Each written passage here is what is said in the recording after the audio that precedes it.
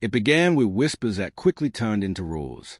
The WNBA, already under fire for its questionable officiating, was now facing scrutiny like never before. Fans weren't just upset over missed calls. They were enraged. Caitlin Clark, the league's brightest star, had been subjected to foul after foul with no protection in sight. Sophie Cunningham, another vocal player, was met with the same dismissive shrugs from referees. The atmosphere grew thick with suspicion. Was this incompetence? Or was it something more sinister? Every ignored whistle, every look away, seemed to add another layer to the growing scandal that fans could no longer ignore. The video evidence didn't lie. Clips began circulating across social media, dissected frame by frame, showing Clark grabbed, struck, and dragged without a single whistle blown. The footage was undeniable, and fans across the country demanded answers. This wasn't a one-off mistake. It was a pattern. The outrage wasn't confined to Indiana. It spread like wildfire across fan bases, creating a sense of betrayal. How could the league allow this level of negligence? Worse still, how could officials walk off the court with such arrogance after making, or not making, calls that changed the course of games? Players weren't blind to what was happening either. On the court, their frustrations boiled over. Cunningham chased after referees who simply waved her off. Clark, visibly battered and bruised, stared at officials with disbelief. These were not the actions of professionals upholding the integrity of the game. These were signs of a system collapsing under its own corruption. Coaches shouted until their voices cracked. Analysts on broadcast stuttered in shock, unable to justify what viewers were seeing. The credibility of the WNBA was unraveling in real time, and the referees had become the perfect villains in this unraveling narrative. Fans refused to be silenced. They took to platforms like Twitter, TikTok, and Reddit, compiling reels of every foul ignored, every collision shrugged off, every smirk from referees who refused accountability. Their collective outrage turned into a digital movement. This wasn't about team rivalries anymore. It was about justice. And justice had a face. Caitlin Clark, the rookie star, had become the symbol of unfair treatment. The one player whose suffering exposed a broken system. The league thought it could ride out the storm. Instead, it unleashed a tidal wave of anger it couldn't contain. The tipping point came in one single viral moment. Clark with the ball in her hands, preparing for a buzzer beater. A defender slammed into her, striking her arm, forcing her off balance. No whistle. Silence filled the arena. The crowd gasped, pundits froze, and fans erupted. That moment wasn't just a miscall. It was a spark that set everything ablaze. Within hours, clips replayed millions of times online. Hashtags trended. Memes mocked the referees. And suddenly, the question shifted. Was this incompetence, or was this deliberate? For the first time, people dared to whisper the word. Rigged. But what followed shocked even the most cynical fans. The referee at the center of the viral no-call vanished. Quietly suspended. No announcement. No press release. Not even an official acknowledgement. Just gone. Removed from assignments like a character written out of a script mid-season. Fans pieced together the name and spread it online before the league could respond. The silence from officials only fueled suspicion. Was this accountability, or was it a cover-up? Either way, it marked the beginning of something far bigger. Something the league could no longer hide. Theories spread like wildfire. Commentators debated the sudden disappearance of the referee. Was he scapegoated to protect the league's image, or was this the first crack in a much deeper conspiracy? Fans demanded transparency, but the league provided none. Instead, it doubled down on its silence, leaving a vacuum for speculation to thrive. The absence of answers became an answer in itself. Something was wrong, terribly wrong. And then came the bombshell. A leak, a transcript, an internal report that was never supposed to see the light of day. Suddenly, fans had more than theories. They had evidence. The leak revealed the unthinkable.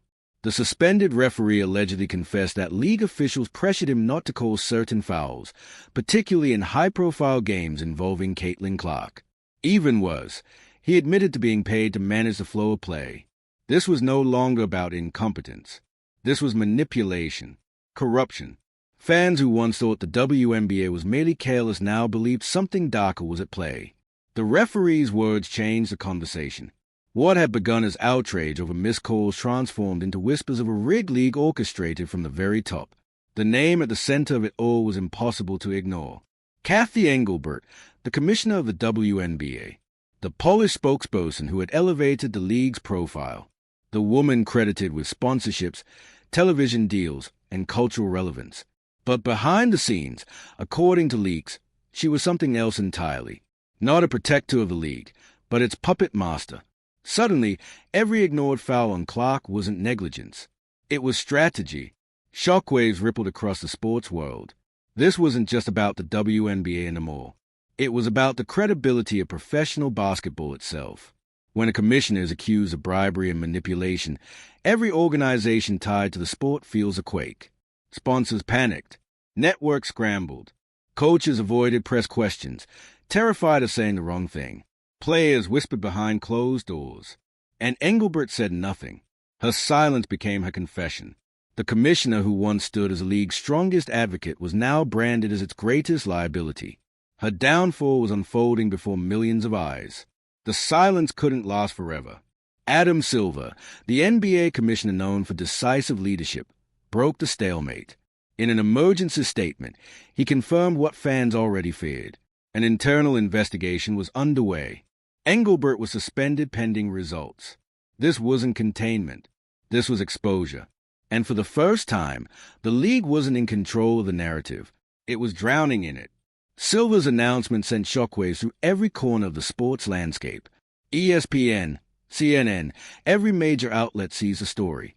Talk shows buzzed. Former athletes camped on air, dissecting every detail. Fans felt vindicated. Their suspicions weren't paranoia. They had been right all along. But with vindication came new questions. What else did Silver know? How deep did the corruption go? Was this just about Engelbert, or was it systemic? Behind the scenes, investigators uncovered more than anyone expected.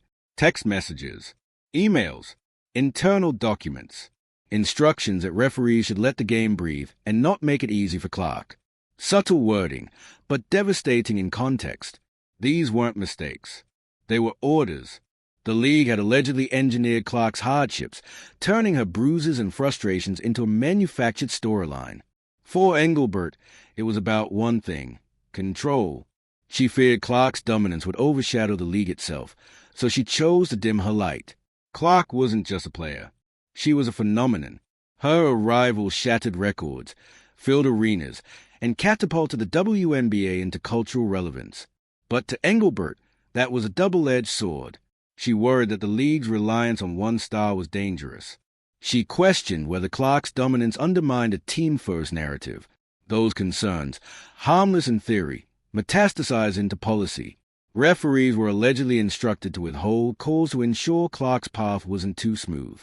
What started as a marketing concern became a weapon, and Clark was the one paying the price.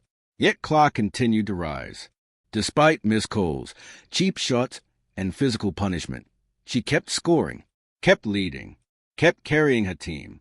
Fans saw her resilience, but they also saw her pain. Every grimace, every bruise, every glance to a referee who refused to meet her eyes told the real story. When she finally suffered a quad strain, it didn't feel like bad luck. It felt inevitable. The climax of months of manipulation. Fans knew it. The narrative was too clear. Behind closed doors, referees started breaking ranks, protected by anonymity. They admitted to the culture of silence. They described how whistleblowers were punished and loyalists rewarded. One recalled being told, "Call it tight for everyone but her." Another revealed how internal reviews punished officials who gave Clark too many free throws. The system was systematic, deliberate, cruel. Fans didn't need evidence anymore. They had confessions. The WNBA wasn't careless. It was calculated. And the revelations painted a picture of corruption far beyond one commissioner's paranoia. This was institutional rot decades in the making. Fans played their part. They compiled footage, slowed it down, circled every ignored foul. Clips that once seemed isolated now told a unified story. The hits Clark absorbed weren't incidental. They were systematic. Viral compilations flooded timelines. Analysts revisited old games, stunned at what they had overlooked. The truth was clear. This wasn't oversight. It was design. With silver suspension of Engelbert, fans felt their work mattered. They weren't just spectators. They were whistleblowers in a scandal that threatened the top of the league.